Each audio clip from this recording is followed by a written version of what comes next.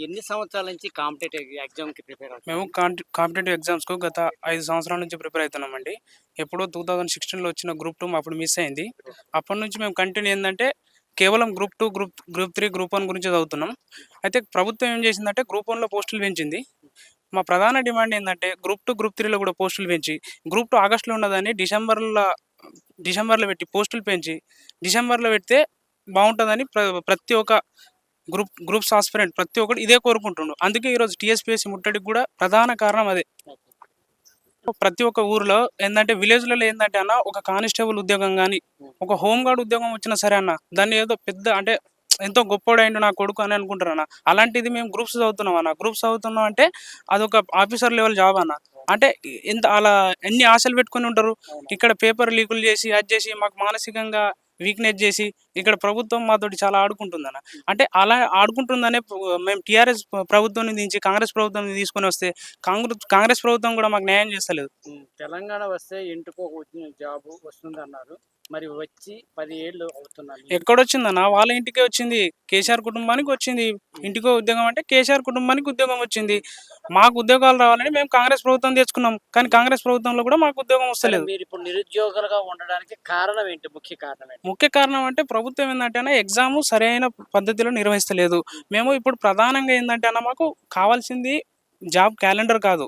ఏందంటే పోస్టులు ఇంక్రీజ్ చేసి మాకు కేవలం గ్రూప్ 2 మాత్రమే మేము డిసెంబర్‌లో కండక్ట్ చేయమని అడుగుతున్నాం. మిగతా ఏ డిమాండ్ లేదు మాకు.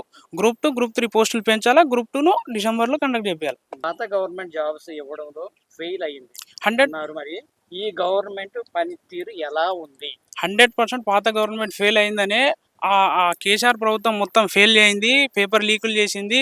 కనీసం కాంగ్రెస్ ప్రభుత్వం వస్తే అన్యాయం జరుగుతదని ఈ గవర్నమెంట్‌ని తీసుకొస్తే, ఈ గవర్నమెంట్ కూడా పాత నోటిఫికేషన్స్ అంటే కేసీఆర్ ఉన్న హయాంలో ఇచ్చిన నోటిఫికేషన్స్‌నే భర్తీ చేసుకుంటా నేనే 30,000 ఇచ్చినా, 40,000 ఇచ్చినా అనుకుంటా చెప్పుకుంటూ వస్తుర్రు. ఎలాంటి చేంజెస్ లేదన్న. పాత గవర్నమెంట్‌కి, ఈ గవర్నమెంట్‌కి ఎలాంటి చేంజెస్ లేదు. సీరియస్‌గా చదువుకున్నవారు వీళ్ళ పరిస్థితి ఏంటి? అవునన్నా. ఇప్పుడు నేనే ప్రస్తుతం అంటే నా సిచ్యువేషన్ చూసుకుంటే 5 సంవత్సరాల నుంచి కేవలం గ్రూప్స్ గురించే చదువుతున్నా నేను. అంటే నేను నష్టపోతా కదా! అంటే మా తల్లిదండ్రులు నా మీద ఎంత ఆశ పెట్టుకొని ఉంటారు. కొడుకు సీరియస్‌గా 5 సంవత్సరాల నుంచి చదువుతుండు. ఉద్యోగాలు అమ్ముకుంటే మాలాంటి సీరియస్ ఆస్పిరెంట్స్ ఏం కావాలా? ఏమైందంటే కరెక్ట్ ఏ ఎగ్జామ్ కూడా కరెక్ట్ నిర్వహిస్తలేరు. అంటే ఇప్పుడు మేము ఆగస్ట్ 5 దాకా డీఎస్సీ ఎగ్జామ్ ఉందన్న. ఆగస్ట్ 6, 7కు వెంటనే గ్రూప్ 2 ఉంది. అంటే కంటిన్యూయస్‌గా ఎగ్జామ్స్ రాయలేకపోతున్నాం. దానివల్ల మేము పోస్ట్‌పోన్ అని అడుగుతున్నాం కదా! ఇలాంటి సందర్భాలనే మానసికంగా మేము వీక్ అయ్యి మాకేమనిపిస్తుందంటే ఏదో జొమాటోనో, స్విగ్గీనో, ర్యాపిడో, ఓలా ఇవి అంటే ఆల్టర్‌నేట్‌గా ఏదైనా చేద్దాం. ఎందుకు తల్లిదండ్రులకు భారం అవుతున్నాం అనే సిట్యుయేషన్ కూడా వస్తుందన్న మాకు. కేసీఆర్‌ను ఓడించారు. మరి మీరు అనుకున్న మార్పు వచ్చిందా? వచ్చిందన్న. మార్పు ఏమొచ్చిందంటే మళ్ళా కేసీఆర్ పోయి రేవంత్ రెడ్డి వచ్చిందంటే మార్పు అంటే మా నిరుద్యోగుల్లో ఏం మార్పు రాలేదన్న.